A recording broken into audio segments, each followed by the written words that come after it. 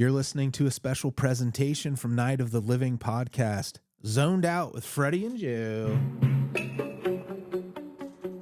Oh boy, oh Joe. Boink, boink, boink, Have you boink, ever picked up a boink, boink, hitchhiker? boink, boink, boink. I haven't, but I've been picked up as a hitchhiker. I've been picked up myself too. Whoops, sorry. Go ahead. It's a weird story. When I was a kid, not a kid, I was more than a kid. I had a car. Oh, it's a long story. I'll try to give the abbreviated version. At one point, I hadn't replaced my tabs in so long. It was almost a full year that they were going to be due again. And so I got pulled over with like a month to go, which was just dumb. But because it had been that long, they took my car and impounded it. It was weird. Oh, damn. And so I went later to the impound lot to get it. And when I did, it was at a point where that car was like a piece of, it wasn't worth like getting it out of the impound other than to dispose of it because I couldn't leave it in the impound. And so I'd already figured out how to get a different car. And it wasn't just the tabs expiring that I was going to get a new car. But long story short, my brother and I went out there to get it. And we did one of those things where we got out of the impound lot and he's like, well, you're getting rid of this car, right? We're just driving it to the dump. And I'm like, yeah. And he's like, I've always wanted to see what it's like to drive a car in first gear is like really fast. And I was like, okay. Yeah. So we do it. We step on the gas and it was like, Yeah. it was so loud. Yeah. And this is not like a racing car. This is like a 1980 Cressida or something like that. Toyota Cressida. And it was just goofy. We were being weirdos. So we drove it to the dump and we drop it off. And then he's like, oh, wait.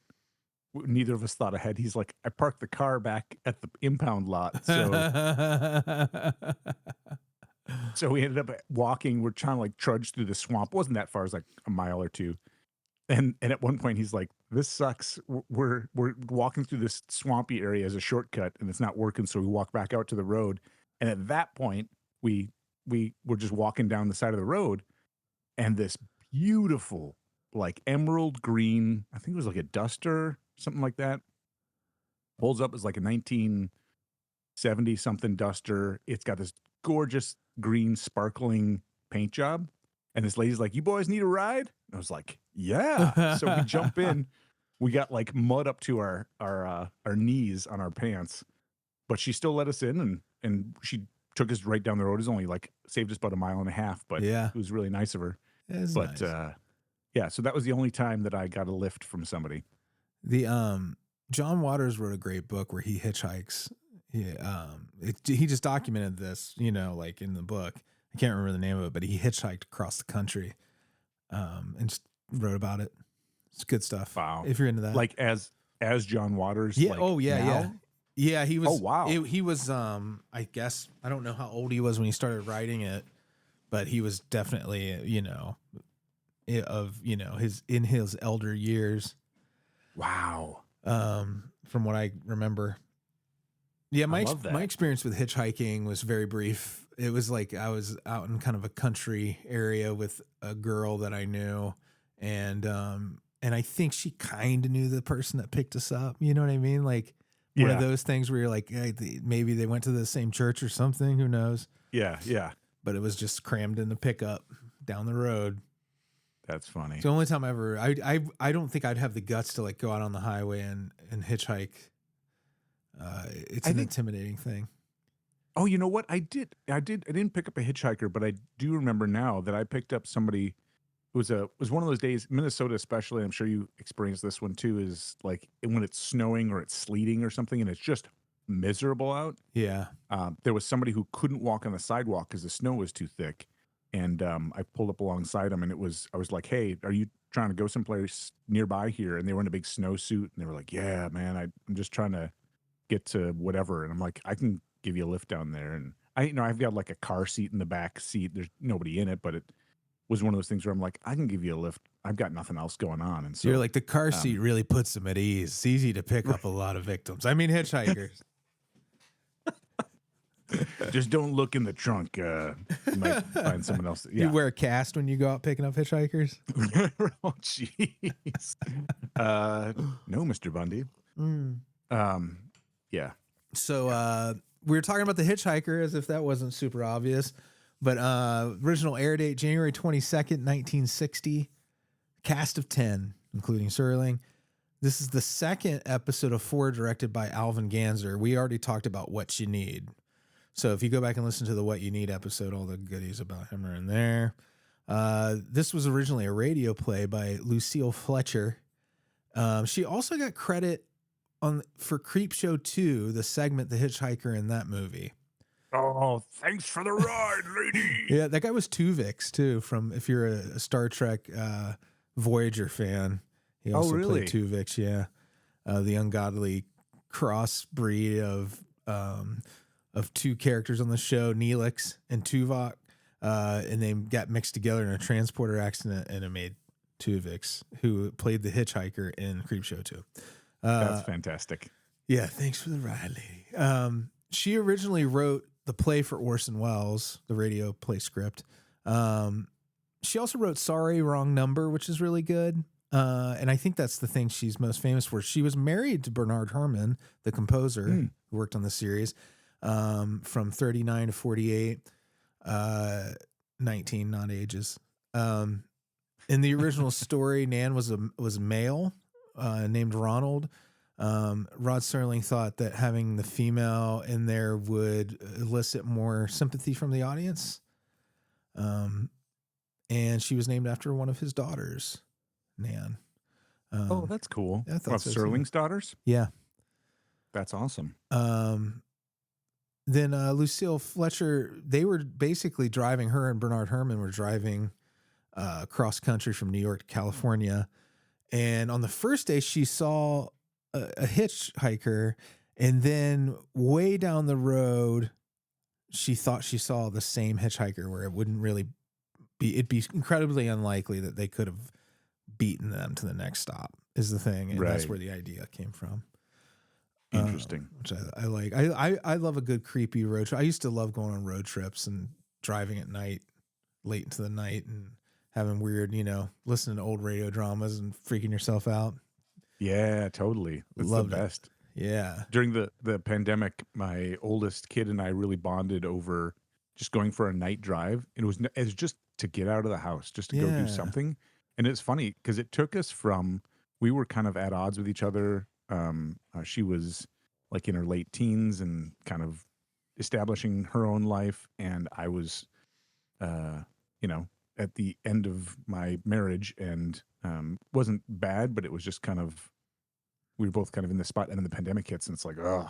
But one night I was just like, hey, do you want to just go for a drive? And just thought, well, we can talk for a while. And it set off this thing where we would go 2-3 times a week, and it was it's awesome. Awesome. We would just sit down and we just talk about everything under the sun, and it really brought us together. It was an amazing.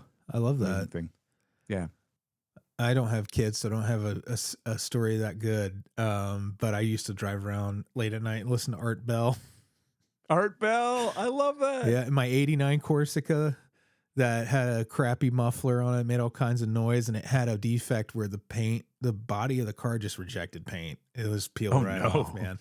It was something that, like, I guess there was a recall when it was out for this paint defect that the original owner just never took care of it, and they just let it go, But I'd putt around in that thing. For younger audiences, will you describe Art Bell? Oh yeah, Art Bell. They're making a movie, I heard, by the way. I think I heard. Oh, I forgot who was playing him. It was somebody good. Art Bell was a famous radio host on AM radio that hosted a show about the paranormal called Coast to Coast AM. And it was on, this is back in the days when I worked at Blockbuster Video, and I'd get off really late at night and he'd be on the air. And sometimes I would just drive around or find a place to park and smoke a joint and listen to it there and then sit there for hours. I think that sort of thing. He was kind of one of those, he's kind of an underground, one of the first conspiracy theory guys, which it wasn't like the creepy, it wasn't like the, with a lot of the super hardcore, bright wing stuff, but he was definitely into the supernatural and like was open to Yeah. asking questions. And anybody could call in, right, to his number? Yeah, he would get all kinds of crazy calls. But that was what was so great about it. It was a live show. And so like we would get these callers, or over the road truck drivers always had the best stories. Yeah, Art Bell was a fantastic show, coast to coast. You can find old episodes on YouTube, which is really a good time. Yeah, because whoever archived them for the longest time, I think the only way you could get them was paying for some website, and now you can find them all over the place. Interesting. It looks like I was just looking up, and it looks like maybe Paul Giamatti was pitched to be him in the biopic. That's what it was. It was Paul Giamatti, who is perfect for that. That's wild. But really interesting character. Definitely. So we've had our digression. Yeah, no original music again. This stock music episode. Interesting. Yeah, when we get into the cast here, there's some interesting. I'll just kind of interject as you go through with the cool shit that we have. This has got a really wild cast with some interesting backstories. So, and I gotta say, the first time I watched this, I tried to watch it 2 times this time, and the first time I was like, this seems kind of vanilla and like, what have you. The second time I watched it, I started watching for more details, and it resonated with me in a different way. And when we get towards the end, it kind of, I'll, talk about it more, but it really stood out to me as this might be more of a metaphor than, or an example of something trying to illustrate something. But we'll get to that. So starts out with a voiceover. Her name is Nan Adams. She's 27 years old. Her occupation, buyer at a New York department store. At present on vacation, driving cross-country to Los Angeles, California from Manhattan. Then there's a brief dialogue between her and a mechanic. She's on the side of the road, and he's replacing her tire. And then he goes, minor incident on Highway 11 in Pennsylvania. Perhaps to be filed away under accidents you walk away from. But from this moment on, Nan Adams' companion on a trip to California will be terror. Her route, fear. Her destination, quite unknown. She's got a big old boat of a car too. Yeah. I can't remember what kind of car it was, but it was lots of fins and a hard top, and it was a badass. It reminded me, what's funny is just 8 months after this, Psycho comes out, and is it really that soon? Yeah, and wow. So it has a very those scenes of in Psycho of Marion Crane driving in that big car. It's just kind of crazy the way it's shot in so many similar ways. Yeah.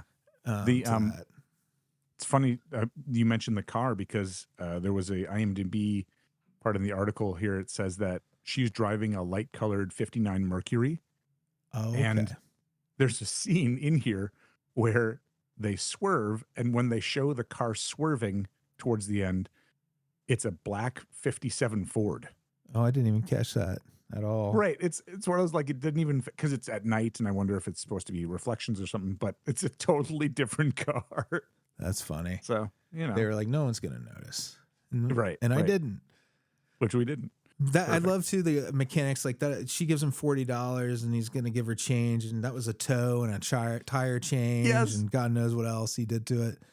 I wrote that down. So the first lines he says are, "How fast were you going, miss?" And she says, 60, 65, something like that. And he goes, "Blowout, skid marks, shoulders like pudding, and going 65 miles an hour. Lady, you're on the side of the angels. By rights, you shouldn't have called for a mechanic. Somebody should have called a hearse." Yeah. This is his great line. And then right after that, and this is all kind of during the voiceover, there's this weird Peter Lorre looking guy who's kind of shabby dressed and puts his thumb out like he's hitchhiking, and that like freaks Nan out. So she drives away and follows the mechanic guy to the place to get everything fixed. Oh, the mechanic. Yeah. By the way, that's Lou Gallo. He was in a ton of TV, and also he was a producer. He's going to come back in season 2 in the Rip Van Winkle caper episode. Oh, cool. And then again in season 4 on Thursday, we leave for home. The Hitch-Hiker character, who you said looks like Peter Lorre, that guy, Leonard Strong. Yeah. He made his living playing Asian characters. He wasn't Asian. He would tell people he was Eurasian American. Oh boy. But it wasn't true. He was a Mormon from the LDS church and he played the Claw on Get Smart, one of the villains on Get Smart, who was, the R&W switcheroo, racist Asian type stuff, Gotcha. And that's who that guy was, if that helps. But in this, he's just kind of a nameless character who barely speaks. Yeah, I think they call that yellow face now, right? Yeah, yellow face. Yeah. Wow. Well, that's interesting. He's got a very distinctive face. He does. And later voice. But they get to the mechanic's place and he goes, "That's $5 for the call, $22.10 for the tire, the tax $260. Whole thing comes to $29.70." She goes, cheaper than a funeral, isn't it? They're really laying it on. Yeah, right. Well, and that's like what, like a $250 now for having a tow truck tow you somewhere. A single whatever. Tire. I mean, the last time I got a tow, it was $50, but that was with AAA, I think. Yeah. That's been a long time ago, though. I don't know what it is now for a tow. Probably a couple hundred. You're probably right.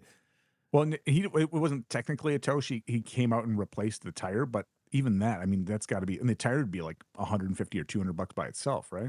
Yeah, nowadays. Old man ranting. Don't mind us. Yeah, so she gets there and she starts mentioning the hitchhiker because she saw him there and kind of threw her. And mechanic's like, I don't see a hitchhiker. And she goes, "Okay, well, thanks for your help." And he goes, "It's okay, miss. Have a safe trip." And then has this weird lingering look at her. And I'm like, that was odd. Like, just kind of, he holds just a half a second longer than you'd expect. And so it's kind of weird. And then she drives away. And there's this crazy music cue, and the shabby guy's face appears and fills the entire screen that you're looking at. Yeah. And he's looking directly into the camera, like into your soul. Scared the poop out of you. Yeah. Like it surprised me because, like, whoa, it really threw me that he would just like, boom, big face. Oh, I wanted to say, I'd forgotten to mention Inger Stevens, the star who plays Nan Adams. Oh, yeah.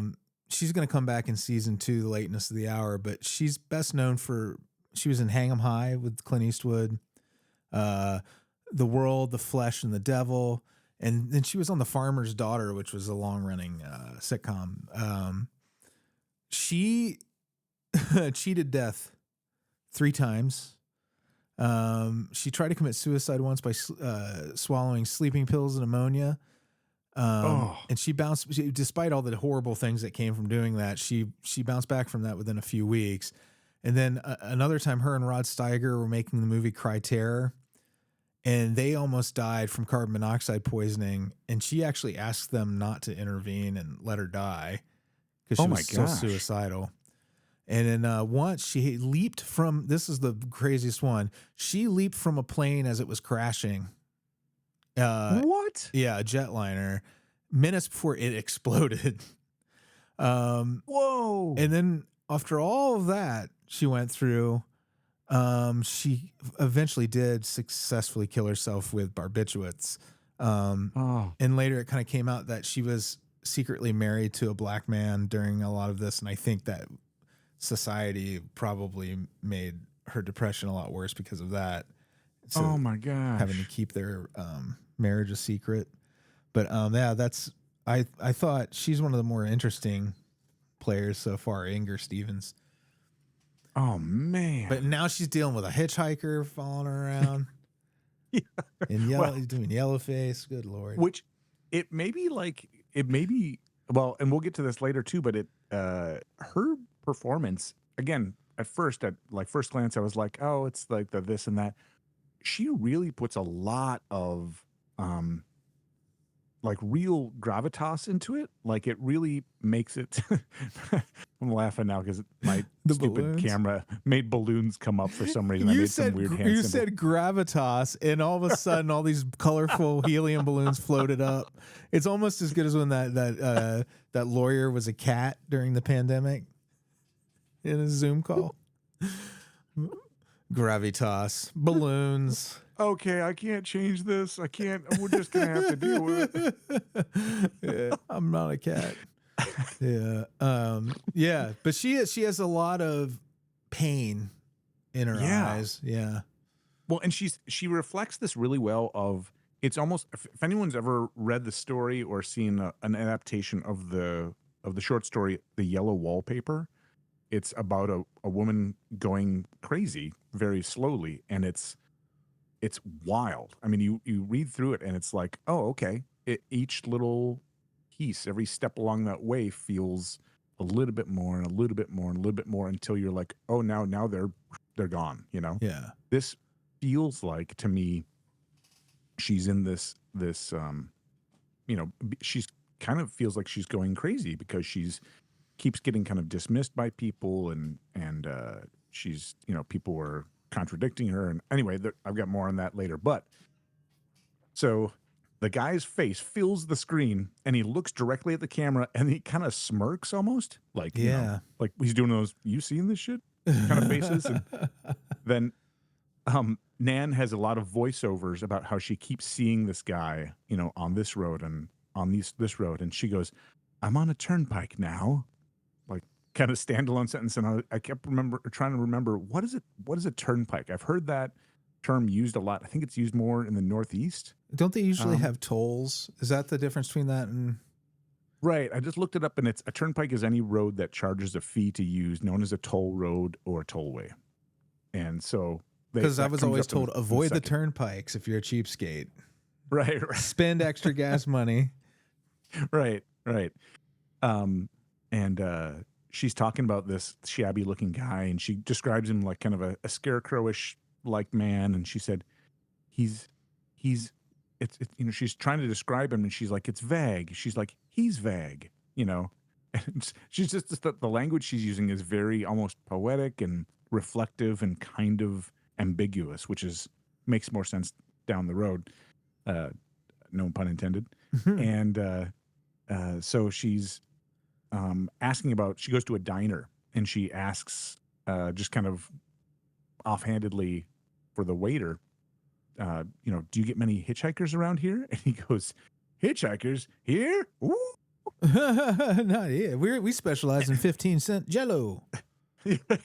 Well, it's funny because I don't know, this waiter stood out to me as a character. Like either the actor really wanted to make an impression or something, but he's like, couldn't be no rarer.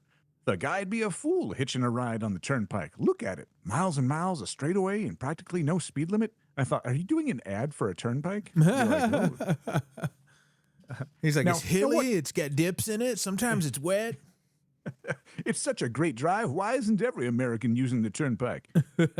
And he goes, now what kind of car is going to stop and pick up a guy under those conditions? Would you? And she's like, no, I wouldn't. Like, start and pack up her stuff. And he's like, now a guy might get a ride before the turnpike starts, maybe the toll house or something. But even then, it would be a mighty long ride. Most cars wouldn't want to pick up a guy for that long a ride. And then, it's kind of lonely country around here, flat land, hills, that sort of thing. You didn't see anyone hitchhiking, did you? And you can see like her, like kind of packing up your stuff. Like, I just asked one question. I want to leave now. Can you stop talking to me? And she goes, no, I didn't see anyone like that. I was just wondering is all. He goes, something wrong, miss? And she's about to leave. And she goes, I don't know. I was just thinking, I was just thinking how good it's going to be able to stop driving. It's getting so that I hate that car.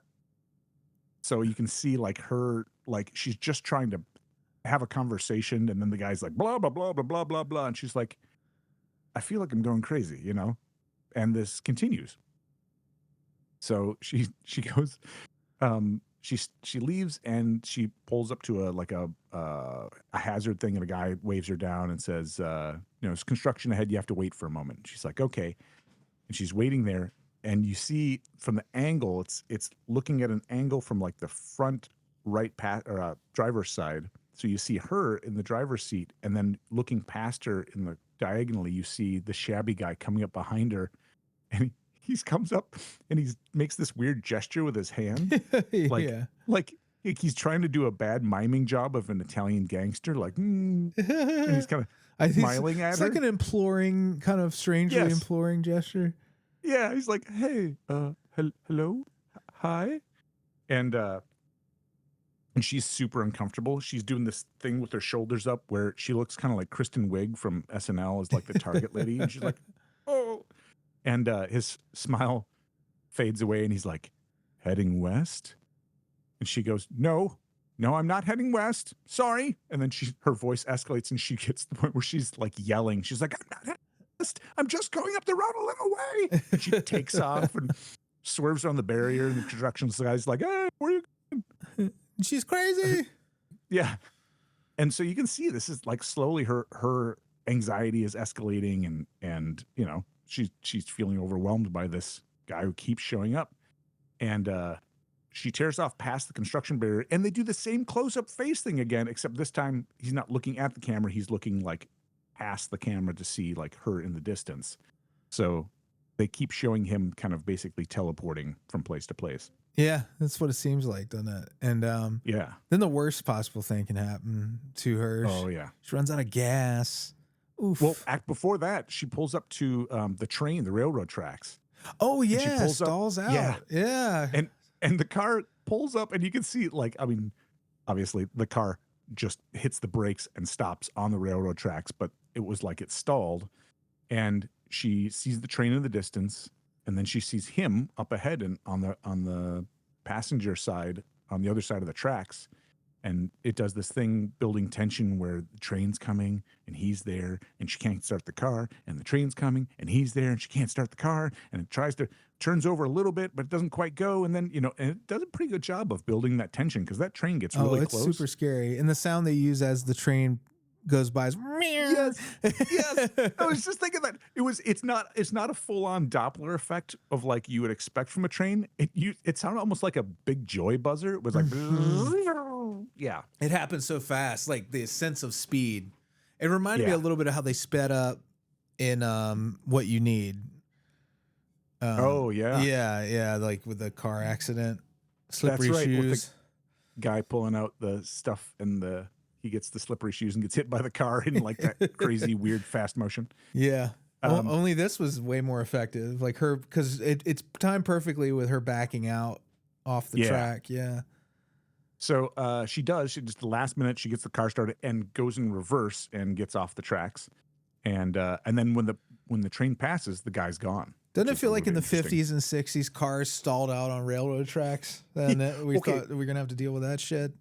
Yeah, there's all these little pieces, because later on she starts talking about how she's driving cross country at 40 or 45 miles an hour. And I thought, you're going across the whole country at 45 miles an hour? It's leisurely. Like, doesn't that seem so slow right now, or these days? Yeah. And 60 to 65 was like flying. And you got to remember that cars handled differently then too. No power steering. Yeah. So if you're going 60 or 65, it's hard to keep that beast centered sometimes, you know, if your tires aren't balanced well, and you know. Yeah, it's a different experience, those cars. That 89 Corsica I told you about, sometimes the power steering would go out on it. Oh, and then you're like, using all your strength to turn the wheels. Yeah. Once you got up to speed, it was okay. But if you were going anything under like 35, it was really difficult. Yeah. It's just a totally different. If anybody ever gets a chance, you've never experienced a car without power steering, it's like you gotta kind of muscle those things. Yeah.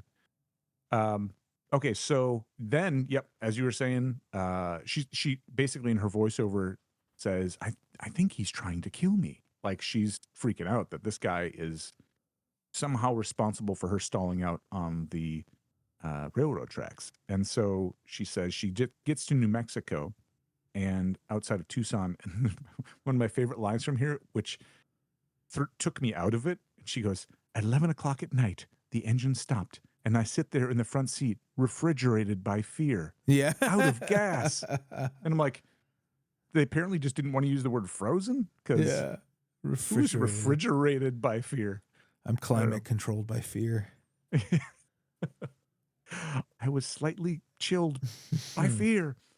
And so she runs out of gas, which genuinely is like, that can be a scary thing, especially when you don't have any idea where you are. And, yeah, that's a scary thing when you're in your own town on the highway or something, and running out of gas is the worst. I've been lucky that as a driver, I've never let my car completely run out of gas, but I've been with people when it's happened. It's happened to me a couple of times, and it feels very, you feel fine when you're in your car and you're driving. But when that moment comes when your car actually stops running because you can't, it's like someplace can be a mile away, and it's like, no, now that's a walking mile away. That's a totally different thing. And then a mile back with a gas can full of gas. Exactly. Yeah. That you have to buy because you don't have a gas can. And oh yeah, I've gotten close. I've gone on fumes. I've like coasted into a gas station before on fumes. A couple of times. When that same thing, when I was in high school one time, I was so tired one morning. I was lucky enough to have gotten a car at my senior year, and I was so tired. I got to school, left the car running all day, and then came out at the end of the day. I'd filled up that morning with a full tank of gas. Did it burn through it? At the end of the day, I was at a quarter tank. Wow. It just sat there idling all, like, that's like 8 hours. I mean, it was so dumb. Oh, I came out and I'm like, is my car running? It had been running all day. So I'm surprised another student didn't take it out for a joyride. Right, because the keys had to have been in it because, back then you couldn't do any of that. Oh, it was ridiculous. Anyway, so she goes and she's walking into the nearest town and she's looking for a gas station, and she tries to wake up the proprietor, the guy who owns it, and he's like, well, if we don't sell gas this time of night. And she's like, please, I'm stuck in the middle of nowhere. I need some gas. And he's like, no. He's like, check back in the morning. And she's like, hey, like, I think there's this creeping guy who's trying to get me. And he goes, well, what did he do to you? And she goes, well, nothing. And I was like, this is so interesting, because it was at this moment that I started thinking about, like, this being an analogy for, or kind of a metaphor, or an example of what it's like for a woman to travel cross country in 1960. And then more generally, like, what it's like to be a woman in that society where every man's basically got a whole lot more control than you do. And so you have to, like, find ways to navigate this stuff. And a guy can just say, no. And that's the end of it. That's sort of tracks with, like, the character originally being male, and having switched it to a female character does create, like, much more a sense of vulnerability. Even as a male viewer, right? You feel more vulnerable, I think, with her as the lead character. Yeah, and he says, what did he do to you? And she said, well, nothing.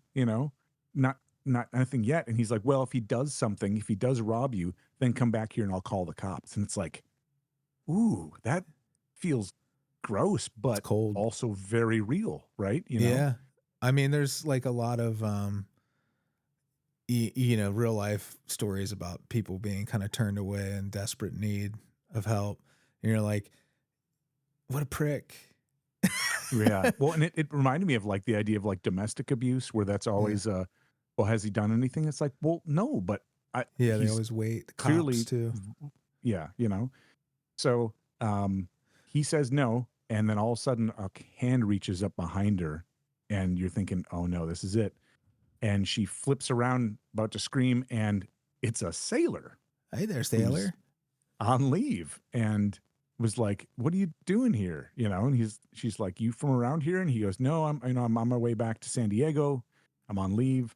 And she's, like, looking for protection or a companion or something, and she's like, well, I'm just trying to get some gas. And he's like, oh yeah, I found your car, you shouldn't leave your keys in it like that. And she's like, well, I'll give you a ride if you'll ride with me.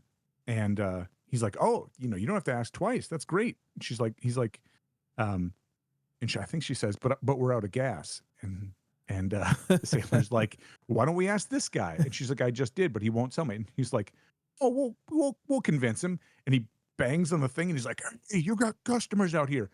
And he gets gas. He does. Yep. Through it being a scary man. Adam Williams is who that is, who was in North by Northwest, The Big Heat and the Proud and the Profane. He's going to come back in season 2, a most unusual camera. Plays bad guys usually. Interesting. A lot of 50s stuff. In real life, he was a decorated World War II Navy pilot. He had the Navy Cross. And he was typed into playing gunslingers, psychos, and ministers. Interesting. All based on his role in a movie called Without Warning. That kind of started his trend of being typecast. He has a presence that seems, I think he's playing friendly, but also has just a touch of menace on it. So I can see where he would be, a villain in some of the other stuff. Feels horny. Yes. Like, yeah. And not just that, he reminds me of Peter Boyle, like a young Peter Boyle a lot too. Oh, okay. Yeah. Peter Boyle was young Frankenstein. And the dad, monster, right? Yeah, and Dad on Everybody Loves Raymond. There you go. And so what's interesting about this is this is where I started kind of put together, like, there are some interesting parallels to like abuse and harassment in this kind of thing, which maybe I'm reading that into it, but it really lined up for me. And that every guy she encounters is just creepy in a different way. There's the lingering glance from the mechanic. There's the guy at the waiter who wouldn't stop talking to her. There's this weirdo hitchhiker guy who keeps appearing everywhere. The store owner who would deny her service. The sailor who's like, yeah, I'll ride with you. And then the sailor riding with her is he gets closer than he probably needs to be in the car, like right next to her. And I just kept thinking, like, man, this is skeevy. Yeah. It's weird. So he's talking about how none of his buddies will believe that some beautiful gal picked him up as a hitchhiker and is going to drive him to the ship and all this stuff. And he's talking about all this stuff, and she's totally in her own place. She's trying to mathematically figure out if the hitchhiker is getting in a car and driving 60 or 70 miles an hour, could he be getting ahead of her? And if she's driving 40 or 45, she's rationalizing, making it where she can wrap her head around it. I forgot to mention when there was a line that cracks me up every time I watch this episode where after the sailor, hey lady, and she goes, that's what I am. I'm a lady. like the line itself is weird. The delivery is weird, but it's great. It's such a strange moment. What it gives you another clue into the fact that she feels so disconnected. Like, what is, like, everything's a little foggy or hazy or dreamy or vague. Yeah. When you get to the end, that line, that crazy line, actually, you're like, oh, it's beginning, whatever happens in the great beyond. Yeah. Right. So foreshadowing. So she's trying to logic out how the math could work for this and how it could actually be happening. And as she's doing it, the guy's kind of like, hey, hitting on her a little bit. And then she sees the hitchhiker and she's like, oh, I know what to do. And she pulls the car to try and hit him. And the sailor like grabs the wheel and is like, whoa, whoa, whoa, and steers it back onto the road. And she sees him again and tries to hit him again. And the sailor forces them to kind of pull over and puts his foot on the brake. And he goes, look, lady, maybe you better let me drive, huh? And she's like, you must have seen him that time. And he's like, I didn't see nobody. I didn't see anybody. What were you trying to do? And she goes, trying to hit him. And he goes, what? She goes, that's right. I was trying to hit him. I thought maybe if I could kill him, I could make him stop. And immediately I was like, whoa, that's like a domestic abuse thing. Again, maybe I'm going down my own path, but it kept connecting with me of like, oh, maybe if I can kill him, he will stop this nonstop harassment of me. I mean, it's not a stretch, Joe. Like, you think but that tells you two things. Like, in 1960, how hard it was to and continues to be a woman.